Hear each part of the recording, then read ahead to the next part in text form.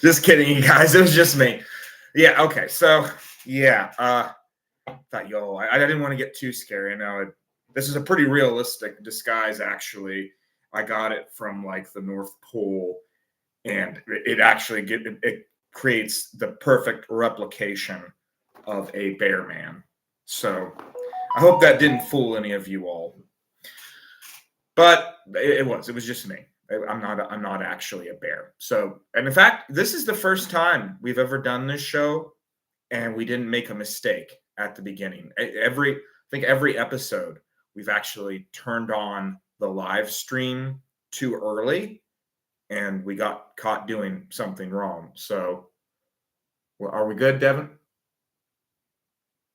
Okay, all right. You're showing me the video. I think we're good. Okay, so actually, I had the mask off and then put it on. So that was a mistake. So everyone saw me, and they couldn't have possibly thought that was a bear. Okay, so welcome to our traditional Halloween special. We do this every year. I tell 3 scary stories. I've never really gotten an idea of whether you all like the fireside tales better or this, where I pull things out of the hat. The views are kind of the same. So if you all prefer the fireside tales, I might do it next year, or I might even do it tomorrow. I don't know. Maybe I'll do 3 stories. Maybe not tomorrow, but like maybe in November, I'll just throw in 3 scary stories for the people that enjoy that series more. I don't know. No one's ever commented about that. But we are going to get started here at the 5-minute mark. I do want to say it's possible that there could be some trick-or-treaters knocking on the door. I don't think it's very likely, honestly. I think I don't get a lot of trick-or-treaters anymore. People don't go trick-or-treat anymore. They trunk-or-treat. I don't like it. I don't get it myself. I think part of the fun always with trick-or-treating was going out and visiting some stranger's home and hoping that they don't throw eggs at you. But whatever, it's the future now. We all get our candy from the trunks of cars. That just seems worse to me. Like, getting some candy from some guy in a white van. Like, here's a trick-or-treating, yeah. So it doesn't seem safer to me, but whatever. I mean, I don't know.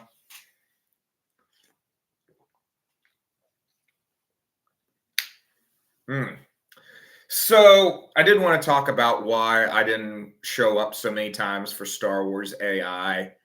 We had some people were worried, like, did something happen? Is everything okay? And the answer is no. Actually, no. There's some pretty horrible things that happened, and I'm definitely not getting into it. But yeah, so that was why. So I'm sorry to miss it. I don't like to miss it anyways. I try to be professional, but I figure you all don't mind at this point. I think we're just doing this show at this point for fun. It's not like a super professional thing anymore. And also, I do want to note that this came out of nowhere, this episode. I'm sure there's going to be plenty of people that won't even be able to see it because they didn't know it was going to happen. Because I didn't really myself, kind of. I just decided to do it today. And we are doing the Star Wars AI after this, which will be great. I mean, it just wasn't really part of the plan. So I am sorry to everyone for kind of just throwing this together, really. Let me see myself. I can't wear the bear mask the entire time, but it is so realistic. I mean, I have met actual grizzly bears and werebears, and this is very close to what they look like. It's actually spooky. I mean, you would not be able to tell the difference. You can tell there's some Santa Claus magic there. Definitely going to have some more sketch videos eventually. I'm just trying to get to 50 this year. I'm really struggling. I'm close. I'm closer. I think I put together 3 videos for this week, but see how it goes. Just gonna wing it. But that's about it. By the way, for all of you who are worried that the Texas Chainsaw Massacre thing is going to be too gruesome for kids, it's not. We're going to keep it clean. Don't worry. But yeah. So if you're wondering why I couldn't do Star Wars AI, I am sorry. I don't like to make promises like that and then, not deliver. But just there was an emergency. Just very horrible things happening. So, well, what do you do? We're still here. We still got this show. We're still making it through it. But the true horror is existence. All right, let's get started. Once more, we travel into the abyss of madness and stare into the eyes of death itself as I tell 3 scary stories drawn from a hat. There are random words here. Whatever the word is, every minute I choose one and I have to go with it if you don't know how this works. They're just as random of words as I can possibly come up with. But I've never actually watched a Chainsaw Massacre, so I'm just going to be making this up as I go. So every minute, we're going to choose a word. And we are going to begin on. We got to begin at the 6-minute mark because then I know when we can really we can keep time with it. We can do every minute. So I'm waiting for right about now. Don Quixote. Don Quixote was riding through the woods with his 5 hippie friends. He had traveled many miles on his journeys through the world, but he had never really known too many hippies in his life, and he found them rather annoying. He didn't really understand their philosophy of peace and love, but he was trying to. And as he walked with them, they were constantly staring up into the sky and the beautiful stars up above and the moon. And they were telling him that it was on this night that a great spirit haunted the world, the spirit of the Texas Chainsaw Massacre. And Don Quixote, who was, like from the Spanish times, didn't really understand what a chainsaw was. But he figured that they could have fun trick-or-treating regardless. So they went up to their first house and they knocked on the door. And a big obese man opened it. And he said, "Well, you're a little old to be trick-or-treating, aren't you?" And Don Quixote said, "Yes, but we are looking for spirits and stuff, and we were wondering if you had any information on the Texas Chainsaw Massacre," which I guess is technically the name of the event and not really like the actual character's name. But anyway, the character's name's Leatherface. But the man said, No, but if you really wish to find someone who knows about it, go to that house right over there at the end of the lane." So Don Quixote and the hippies went up. But just at that moment, one of the hippies, Nicholas, grabbed hold of Don Quixote and began to wrestle him to the ground. He started beating him up, and he was like, Don Quixote was like, "What are you doing? What are you doing?" And Nicholas was like, "I don't want to go into that house. We're all going to die if we go into that house. Don't you understand?" And they both looked up and they could see a giant crow sitting in the tree. And the crow said, "Don't go into the house. Don't go into the house. Leatherface will get you. Leatherface will get you." And the crow flew away, and they all stared up into the sky as the bird flew off. And Don Quixote said, "We should probably listen to his words."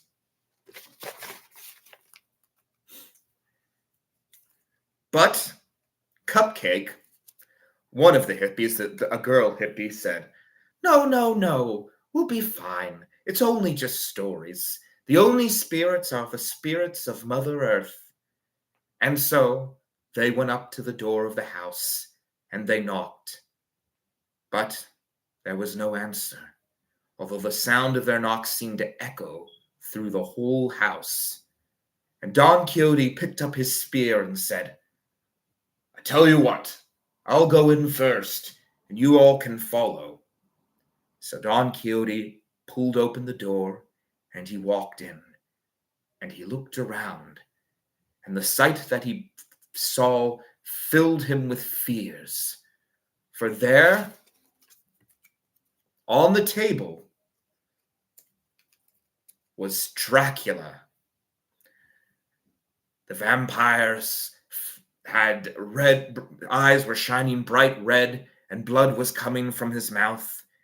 And he stood up, and he seemed to them to be a towering height.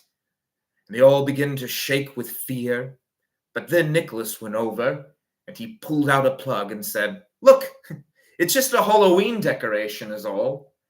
And they all sighed with relief, for they had been so frightened of the Dracula and thought that it actually was real. But as they were standing there, they heard sounds coming from the basement, loud bangings and squealings like pigs. And the six of them, or however many there were, I think we'll say it was six. The six of them looked at each other, and Don Quixote, still trying his best to be brave, for he was a knight, and he realized that you had to be chivalrous, you had to be brave and step into the face of danger whenever you could, was the first to go down into the basement. And the moment he opened the door, a hawk flew out, and it began to attack him. And he screamed, and he began to hit the bat, and he finally came to the hawk, and he finally came to Dracula, and he pushed the hawk into Dracula's sharp teeth, and the hawk began to screech, and Don Quixote watched it as it slowly died in his hands. And Nicholas said, "Okay, now it is time to go back. There's things here, things from beyond this world, nameless things. We must escape from this place. We must leave this house, and we must never return." But Don Quixote just shook his head and said, No, it is part of a knight's duty to step into the face of danger, even when it's staring us straight into the eyes. So Don Quixote, he began to walk down the stairs. And he came across a vampire. This time, the six hippies and Don Quixote weren't as frightened, and sure enough, as they examined it, they realized it was another Halloween decoration. "Boy," says Cupcake, I think the person that lived here must have really liked Halloween a lot." Nicholas nodded his head, and the other three hippies, who were just kind of silent characters, they didn't actually say anything and didn't have any personality or have any motives of any kind, nod their heads as well. But Don Quixote examined the vampire, and he said, "It's interesting, this blood on it. It's wet." They all begin to put their hands on the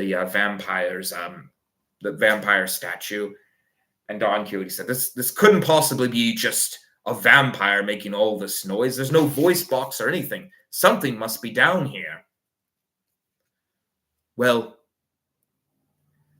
just as they said this, Nicholas let out a scream, and they all turned around to see a whole bunch of werewolves sitting in the basement.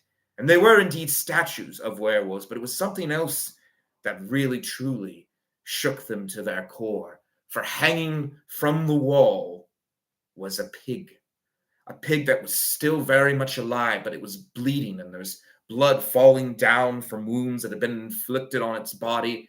And it was squealing and screaming, and it looked at them and said, "Run, run."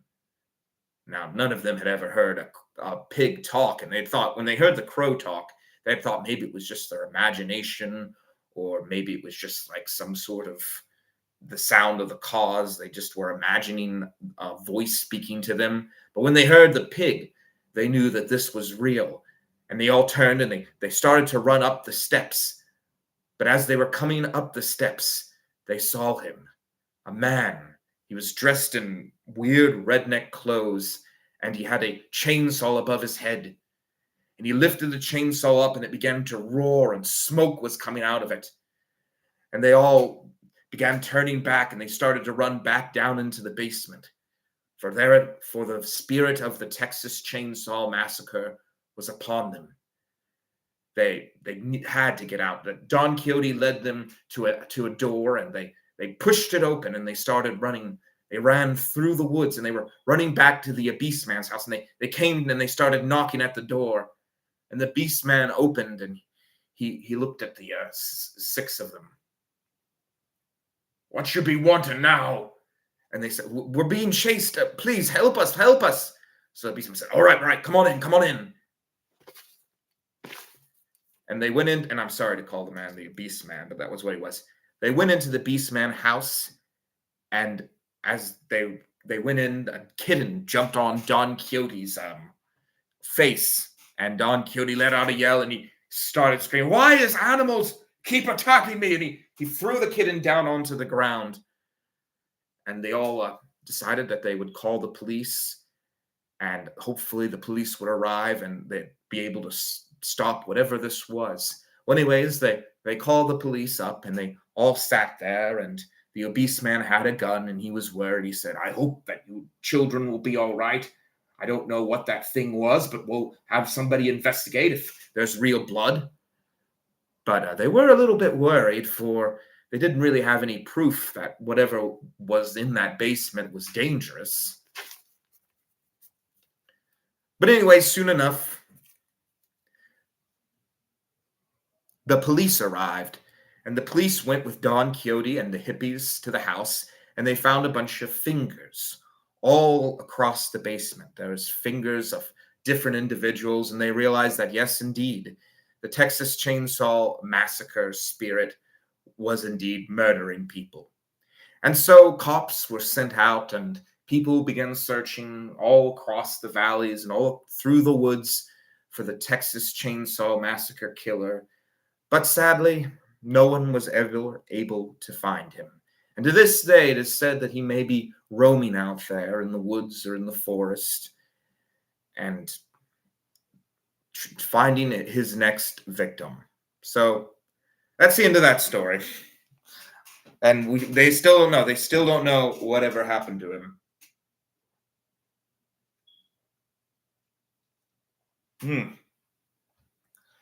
All right. Well, for the next story, I thought I'd probably pick something out of the hat. I guess we could wait till the 20-minute mark.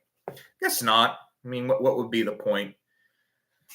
But, oh, man, it's been a long time since I've done this. I think that story, though, really spoke to me at an emotional level. I really felt like there was something truly there. But for the next story, I guess we'll start at the 18-minute mark, and I've got to really mix this up here.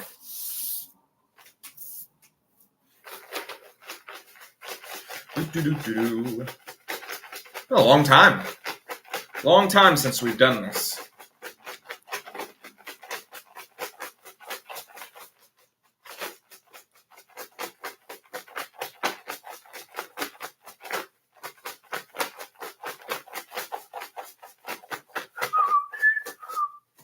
Okay, so whatever comes out of this hat is what we're going to do a story about. A kayak. All right. Don Quixote and his hippie friends were going off on another adventure, but this time they were kayaking through the Appalachian forest in search of a monster that you will soon hear about. But this monster is not the type like the Texas Chainsaw Massacre. It is something more ancient, more powerful, and one that truly defies words. For it's not a creature of the physical realm, but a creature of the unknown. So, Don Quixote and his hippie friends were traveling down the waters, and Don Quixote looked down in the gloom and wondered what could be down below in those waters. Maybe there was a cake beneath the water, or fish, or some kind of great beast. Kind of made him think to himself about the unknown, what wasn't understood. This whole world, this whole modern world, had been so strange to him when he had came to it, when he had fallen asleep and came to this world. Many people believe that he was crazy, that he wasn't really Don Quixote from back in the Spanish times. But He was certain of his past life and was sure that it had been real, even though others said it was just a coma-induced hallucination. But there was quite a lot of mystery to Don Quixote's life, and after his first experience with monsters, he wondered if maybe he wouldn't have another one. But as he was speaking to his friend Cupcake, she told him, "In these forests, there is said to be a monster that roams, even worse than the Texas Chainsaw Massacre. The fart monster." Don Quixote said, the fart monster? What is this fart monster? She turned to him and she said, "It is said that he comes in the night while you're sleeping in your tents and you hear a noise.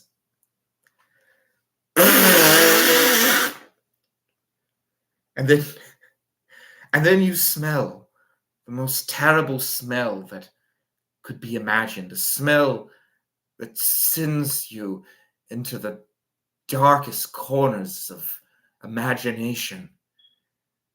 Once you smell that smell, you'll never be the same again. Few people have met the fart monster and not gone mad afterwards. I had a friend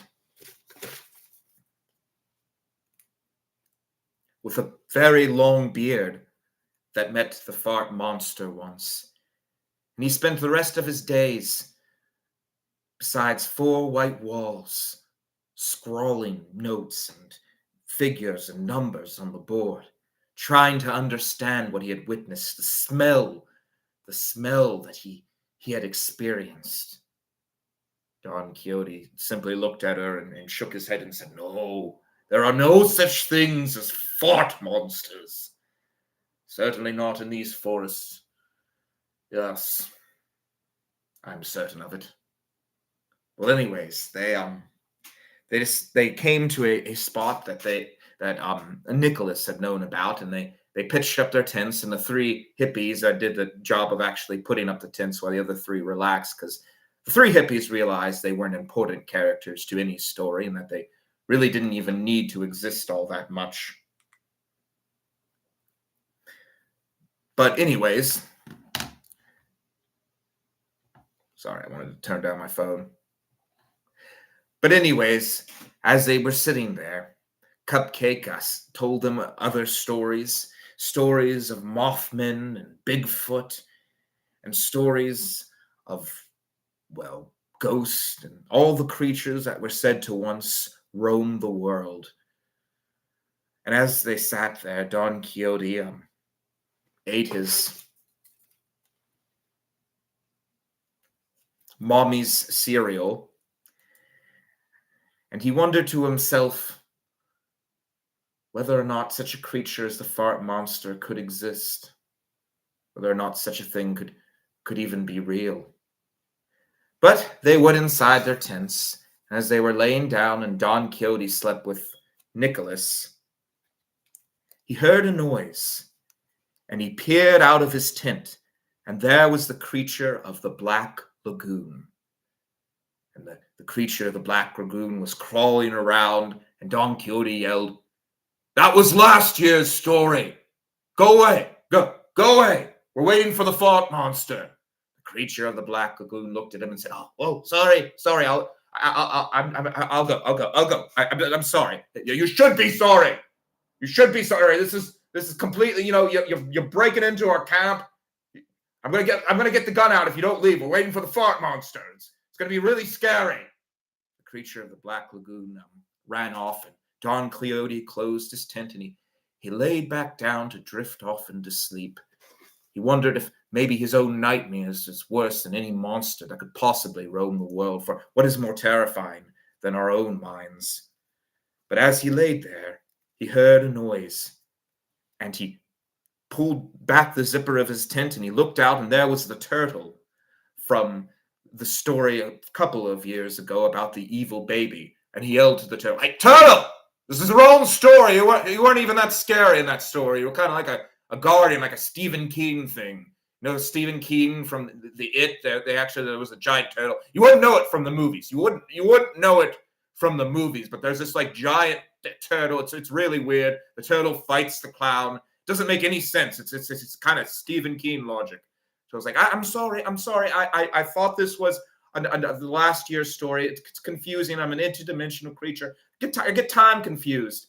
Hey, could you help me? I shouldn't be here with a bunch of hippies. Why am I in the 70s? And the turtle said, I don't know, man. I don't know. And the turtle walked off. But anyways, he closed the zipper, and then he opened it up again, and there were a bunch of jellyfish flying around in the air. And he said, "Jellyfish, you're not even from anything. You got to get out of here. You got to go." And the jellyfish flew off, and he zipped it back up, and he started to drift off to sleep. And he began to have nightmares of giants like windmills, nightmares of wizards that were constantly changing the order of reality, making things seem like they weren't when they were, things that the old stories weren't true, and actually they were still much alive in this world. And as he was sleeping, he heard the noise that had sent terror and sent madness to so many people in the world.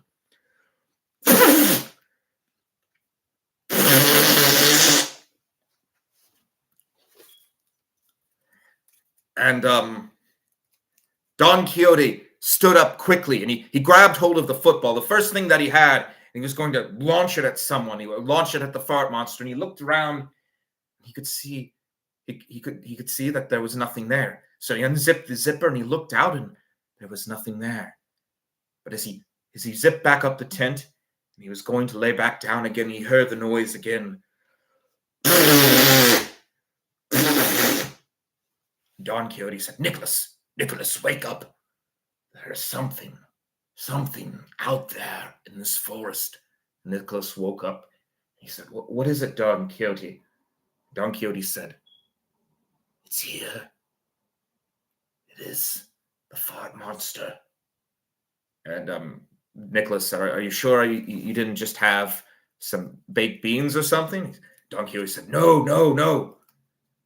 And they pulled open the zipper, and as they walked out, there was a giant spider. And they looked at the giant spider, and they began to scream, and the spider made the noise. And as they both looked into the spider's eyes, they could feel themselves drifting off into madness and insanity. But as they were staring up into the eyes of this great beast, the turtle came walking back, along with the jellyfish and the creature of the Black Lagoon. And the turtle said, "Be gone, creature from the other dimension, fart monster, do not fart here." And the spider ripped out the largest raspberry that Don Quixote or Nicholas had ever heard. But Don Quixote threw his football, and they all started to fight the great spider, and the spider began to back away, back into the other dimension. And then out of the portal, there came goats, and the goats began flying around, and they grabbed hold of the spider with their teeth, and they began to take it back, and the blood was oozing down the spider's face, and it screamed, and it farted, and it started to be pushed back down into the abyss. And then everything was silent as the portal closed. And they all looked at each other, and the three hippies came out along with Cupcake, and Cupcake shouted, "Well, what's the matter? What happened here?" Don Quixote said, "It was something from the other side, a creature that walks among the thin veil of reality. We have been visited by a creature that is most powerful than our hearts and our minds could ever imagine. But let us do our best to forget. Let us forget this horror, and let us go back to sleep. We must go back to life." They all looked at each other, and they nodded their heads, and they all went back into their tents. And Don Quixote said, "Nicholas, the first time it wasn't you that farted, right? It was the fart monster, because it did sound a little less like what the the spider was doing. And Nicholas said, no, I didn't fart. I swear I didn't. I would admit to it if it were me. It was not me. Don Quixote said, all right. And Don Quixote fell to sleep, and he did believe Nicholas. And perhaps Nicholas was, in fact, telling the truth. That is another one of the great unknowns that I guess we'll just never know. We'll never know if Nicholas did fart first. Probably not. But anyways, as they drifted off to sleep, they all had the same dream. They dreamed of Danny DeVito. And Danny DeVito said, remember, the spider, the spider. And as they all woke up the next morning and they sat by the fire and they had their hot dogs and their vampire cereal and their mummy cereal and their Frankenberry cereal, they all looked into each other's eyes and they knew that they would never really be able to escape this forest or the spider or the madness. That it would always be there, just hiding away in the darkest corners of their minds and of reality. The silent but deadly fart monster. That is the end of that story. All right, for the next story, I was going to do a viewer requested one. If anybody has an idea, I am watching right now. Sorry, it's a little fuzzy in here. That's just the way the lighting works. This camera does not have the best resolution, but this is really the only way to do live. You can't really do it off your phone. That story really scared me. I'm going to have nightmares about a farting spider for a very long time. Whenever I hear a fart in the night, I'm going to think of this story and realize it could be that monster again. But I think we need to just relax for just a second, see if anybody responds, and I'll show you all my Halloween costume again. So I'm a grizzly bear this year. I know I can't wear the mask the whole time. I got to be able to talk. I can't really see anything much in this too, but isn't this realistic? I mean, this is pretty scary, I have to say. This is probably one of my best. A grizzly bear. Maybe I should tell a story about a grizzly bear next. Anybody have an idea? Just a single word? I'm tempted to just draw from the hat. I really want it like something good. Like a really good final scary story to end the night off with. And then after, at about 9:30, we're going to do Star Wars AI. So that'll be fun. But that was fun. That was a lot of fun. We might even do a fourth story. I don't know. Usually it's 3 stories for Halloween. But I do have Steve up in the background here. We got Steve as usual, the skull, the scythe, the bones. Yep. I usually just do inside Halloween decorations because I don't really have a ton. That's just pretty much all I got. I don't know. I guess I could just do like something from the hat, or I could do like an old ghost story. It's one of my favorites, like the Raven or something. No. Raven's a good one though. Do the Pen and the Pendulum. Something really freaky. Oh, you know what? Let's do Frankenstein. Let's end off with Frankenstein. Yeah, I could do, or a slasher story. Maybe like the Nightmare on Elm Street or something. Kind of like Frankenstein, though. I don't feel like we've ever done Frankenstein on this show, have we? All right, we'll do Frankenstein. Does anybody have an objection? Anyone have any better ideas? I will say, too, for this one, I'm going to allow you to write down a word for me to do. So I if you want, I mean, I'm going to pull it out of the hat if you don't every single minute. But if you want, you can actually give up your own idea for the horror story. But I guess I'll get started here. I guess we'll do it in 8 seconds. It's weird that Don Quixote's been such a big star in this episode. I like it. All right. We're doing Frankenstein, I think. I want to do Frankenstein. I love Frankenstein. But we start with Sleepy Hollow as the first word. Okay. Don Quixote and his five hippie friends were all headed down. I think I said 6 hippie friends before. The 3 are so forgettable. I kind of sometimes think there's a 4th one there.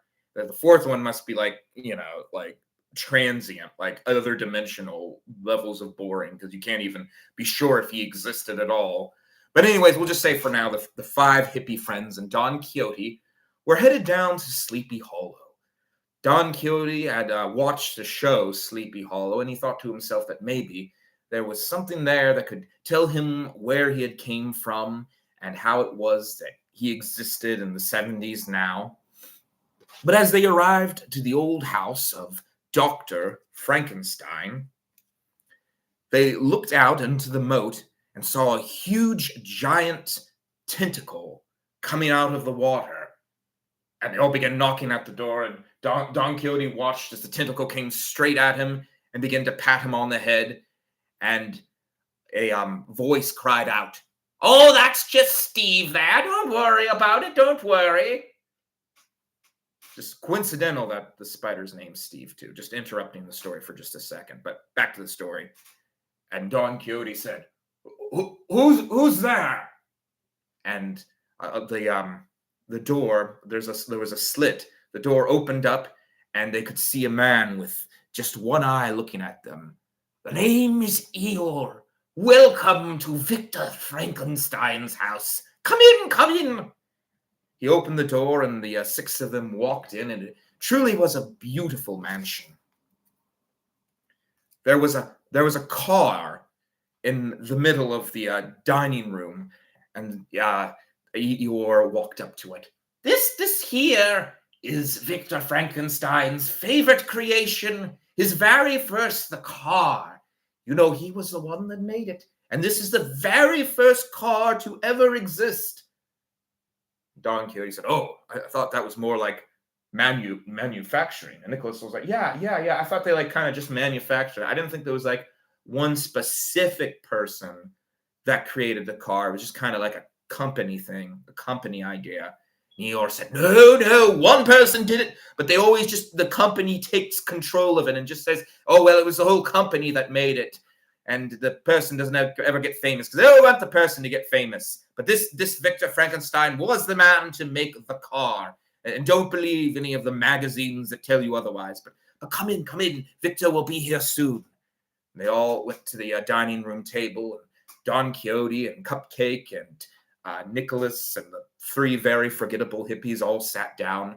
And Don Quixote explained, You see, Eeyore, Victor Frankenstein told me that he may be able to explain how it is that I arrived in this time period. You see, I fell asleep. I thought that I died, and then I woke up, and here I was, and I was younger, and I don't understand how it is that I came to this period. And Eeyore said, well, Don Quixote, there are many mysteries in this world. I'm sure you've already seen them, haven't you? Don Quixote said, yes, I've seen many things. I've seen a giant interdimensional turtle, a giant interdimensional spider, interdimensional jellyfish, a lot of interdimensional creatures, and the Texas Chainsaw Massacre, which didn't actually end up being as scary as I thought it would be. But I keep seeming to draw all these spooky things to me. Eeyore said, yes, magical things always draw other magical things to them. It's just the way that the odds seem to work. Magic draws other magic. It's just the way of the universe. But, oh, I see it. Yes, the clock is striking 13, and he has arrived. Sure enough, as they all looked up the spiral staircase, they could see that Victor Frankenstein himself was walking down. They recognized him from his many Google pictures and his, well, not his Google pictures. It was the 1970s. Sorry, that's my mistake. Pictures, from newspapers. None of us really remember newspapers anymore, do we? We're so used to websites. But anyways, this was the time when something called the newspaper existed. Victor Frankenstein walked out and he said, greetings to all of you. I believe that you have a question for me, Don Quixote. How was it you came to this world? Don Quixote nodded his head. Well, all that and more will be answered. But first, come, I have something to show you. And they all walked with him. And as they were walking forward, they looked and saw a glass aquarium. And inside was a man. And the man had large tusks for mouth. And he was swinging from a web. He was looking down at them, and they realized that he had 6 arms instead of just 2. And Victor Frankenstein explained, "This is my Spider-Man. I got the idea from this comic book that I read. He is half man, half spider." I think that probably goes without saying. But anyways, come with me, come with me. There's much more I must show you. And he walked them down, and they arrived at another aquarium. And as Don Quixote looked through the glass, Victor Frankenstein pressed a button on his remote, and suddenly the whole room went completely like neon, and they saw there a spirit without a head, and the ghost was moving about. And Victor Frankenstein explained, "I keep him trapped here with very great electrical energy. It's some sort of spirit of Sleepy Hollow that was said to roam here long ago." And Don Quixote looked at it, and for some reason it seemed familiar to him. But he didn't know exactly why. But Victor Frankenstein said, "Come, come, let me show you more, my friends." And he led him to a third aquarium. And he turned on the lights, and they looked inside to see a kangaroo. But the kangaroo had a human face and almost long talons for hands, and it was jumping about. And Victor Frankenstein explained, "It is an enhanced kangaroo. It has even more powers than a regular kangaroo, can jump higher. It also has a bit of a tendency to enjoy blood. But anyways, I will now show you my newest and greatest creation of all." And he led them up to the great tower, and they all beheld it. It was a creature with dead skin and yellow eyes, but they were unmoving. And Victor Frankenstein explained, "This is to be life. I shall create the first robot." And they all looked at each other, and Victor explained, "I shall call him Frankenstein. He will be mortal." Victor Frankenstein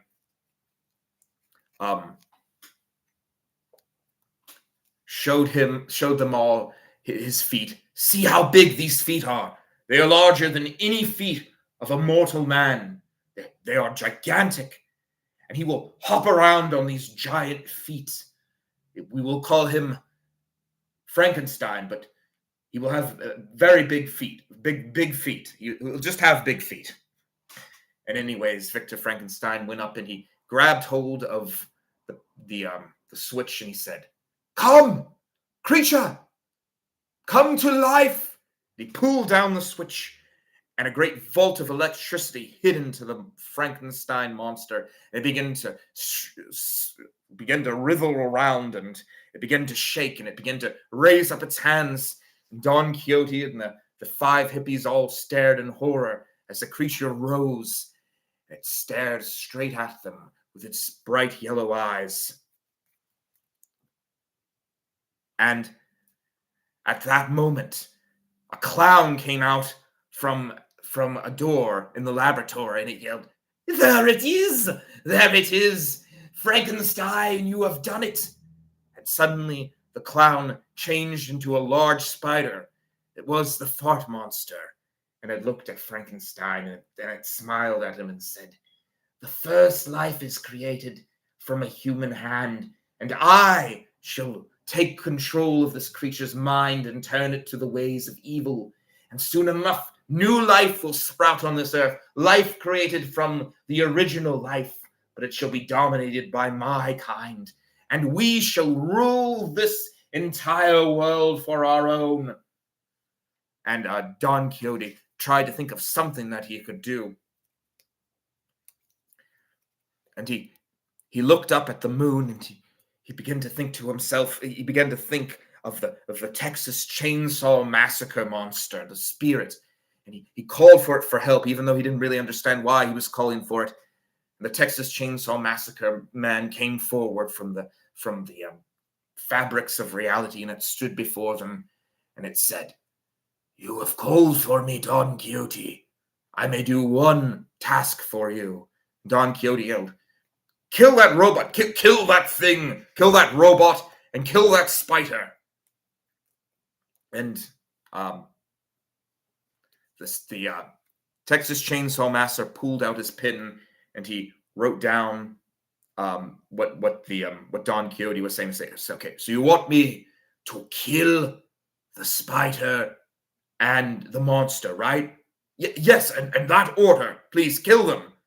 So the Texas Chainsaw Massacre spirit rose up his chainsaw and he began to cut off the spider's legs and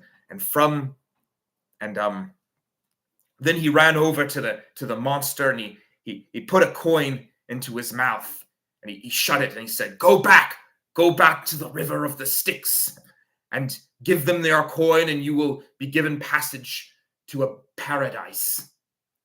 And the creature looked up at him and it tried to roar and grumble, but it couldn't. It just began to foam out of the mouth. And finally, the creature closed its eyes and was gone from this world, but the spider was still writhing around, and it's at least 3 of its legs had been chopped off.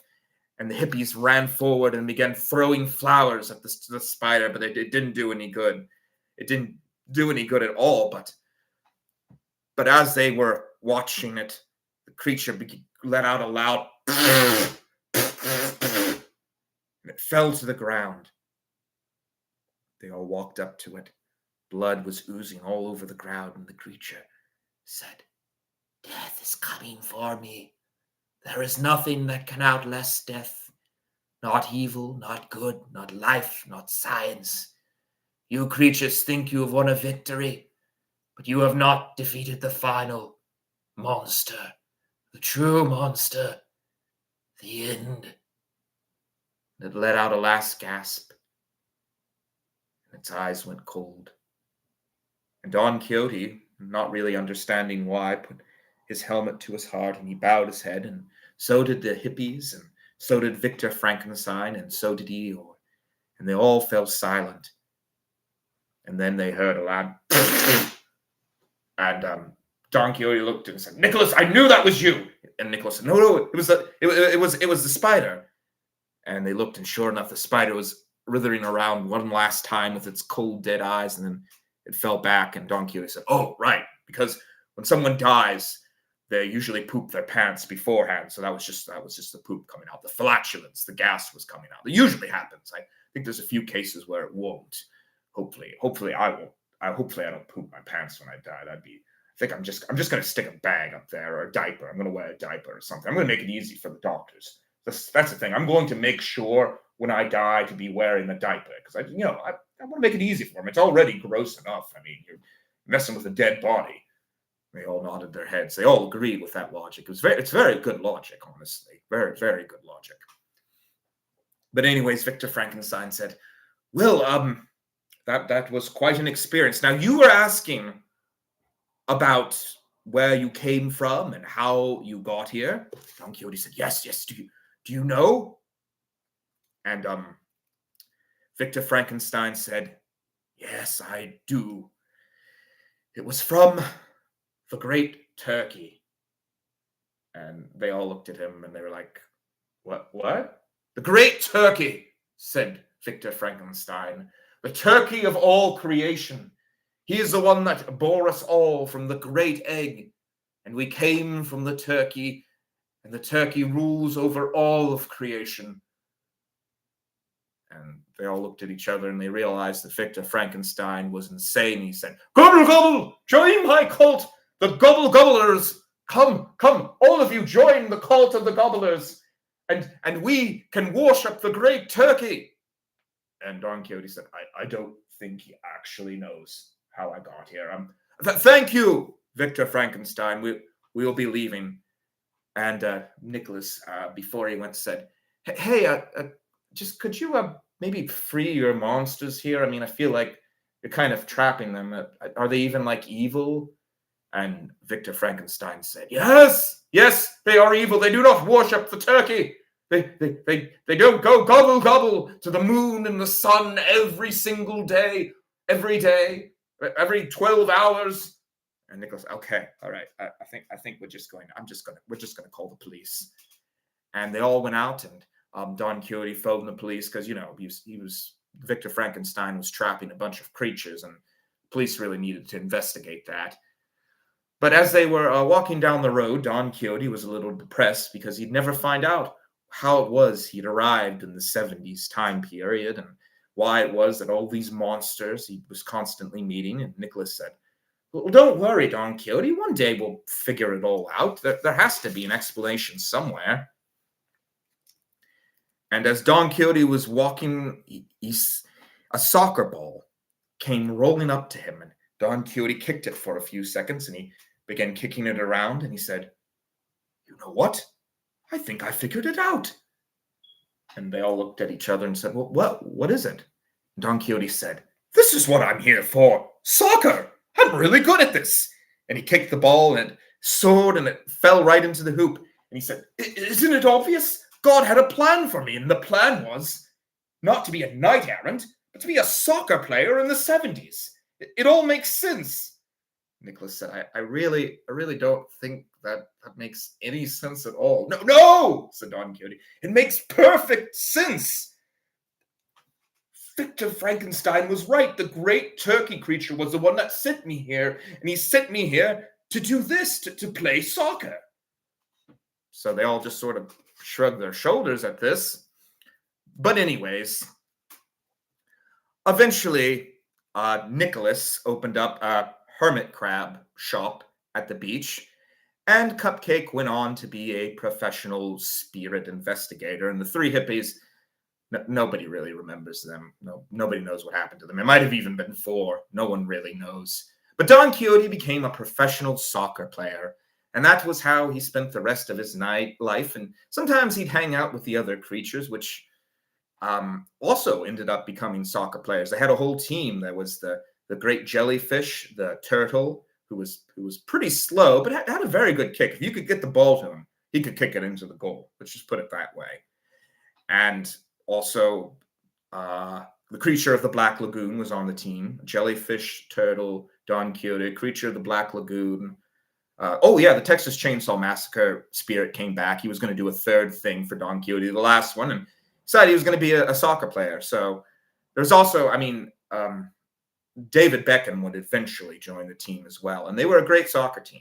They won a lot of like trophies and stuff. They were very good. They were known throughout the world. And Don Quixote was very happy, and he truly believed that the things that had happened, the fart monster, the Texas Chainsaw Massacre spirit, all of it had led up to this point of him being a soccer player. And he lived the rest of his days in happiness, even though he had seen quite a lot of horrors that would indeed haunt him for the rest of his life. But that's life. We can never really escape the horrors, and we just have to learn to live with it and find something we're good at and just try our best to be happy with it. So that is the end of the 3 horror stories, our traditional 3 horror tales. Had a lot of fun with you all. I guess I might end up just cutting out for tonight. I think we did a pretty good job there. Those are very scary stories, I have to say. That was probably, in fact, in my professional opinion, those are the 3 scariest stories I have ever told on this channel. I don't think anything beats them, except maybe the Mickey Mouse story is scary, but that wasn't really mine. I guess that I always thought the baby story was really scary. But that's all. You all can leave if you want. I might stick around I promised that I'd be here till 9 o'clock, and I do try to stay true to that. Even I had a business that I worked at, I usually try to stay till we said that it was the time to close, It's just kind of, in my opinion, professional. Just my personal opinion. Some people close early, but I really thought the fart monster was scary. I thought, just imagining it. If I ever hear a fart in the night, I'm going to hide under the covers. Probably was me, though. That's the thing. It probably was just me, but, you never know. But, yep. Yeah. I should put on the mask again one more time.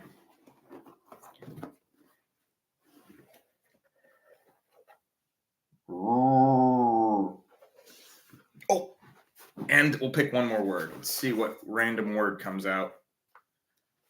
Okay. Magnify glass. That really is random.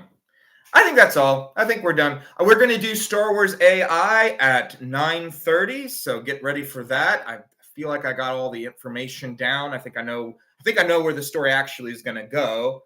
But I will see you all at 9:30. I'm going to take a break and get myself ready for the big Star Wars event that I've been promising. But once more, we have traveled into the abyss of madness and stared into the eyes of death with 3 scary stories. See you next Halloween.